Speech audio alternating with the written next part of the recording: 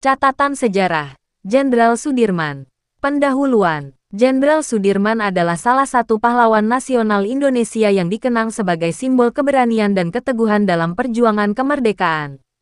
Lahir dengan nama lengkap Raden Sudirman pada tanggal 24 Januari tahun 1916 di Purbalingga, Jawa Tengah, ia menjadi Panglima Besar Tentara Nasional Indonesia (TNI) pertama dan memimpin berbagai operasi militer melawan penjajahan Belanda. Masa muda dan pendidikan. Sudirman tumbuh dalam lingkungan sederhana tetapi syarat dengan nilai-nilai keagamaan dan nasionalisme. Ia menempuh pendidikan di sekolah taman siswa dan kemudian melanjutkan ke High Hollands Inland Secondary School, sekolah guru. Semasa sekolah, ia aktif dalam kegiatan organisasi kepemudaan seperti Hizbul Wathan, sebuah organisasi kepanduan di bawah Muhammadiyah.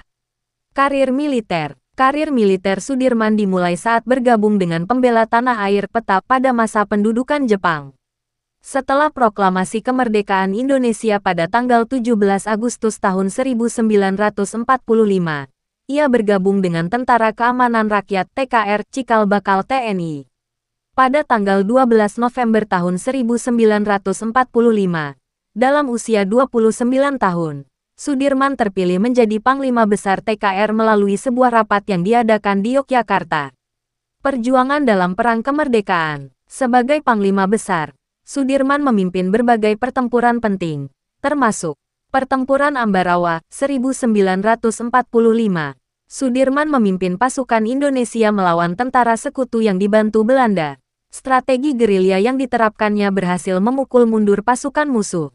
Pertempuran ini melahirkan Hari Infanteri yang diperingati setiap tanggal 15 Desember. Agresi militer Belanda. Ketika Belanda melancarkan agresi militer, Sudirman tetap memimpin perlawanan meskipun dalam kondisi kesehatan yang buruk akibat penyakit paru-paru. Ia mempraktikkan strategi perang gerilya, memimpin langsung dari medan pertempuran di hutan dan pegunungan. Akhir hidup. Kondisi kesehatan Jenderal Sudirman semakin memburuk setelah berbagai perjuangan berat yang ia jalani. Ia wafat pada tanggal 29 Januari tahun 1950 di Magelang dan dimakamkan di Taman Makam Pahlawan Kusuma Negara, Semaki, Yogyakarta.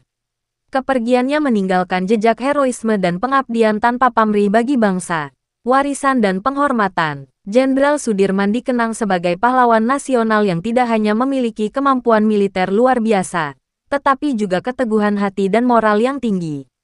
Banyak jalan, monumen, dan institusi di Indonesia yang diberi nama untuk menghormatinya.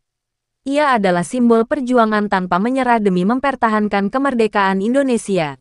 Penutup, kisah hidup Jenderal Sudirman adalah inspirasi bagi generasi bangsa untuk terus berjuang mempertahankan kedaulatan, keadilan, dan kemerdekaan Indonesia.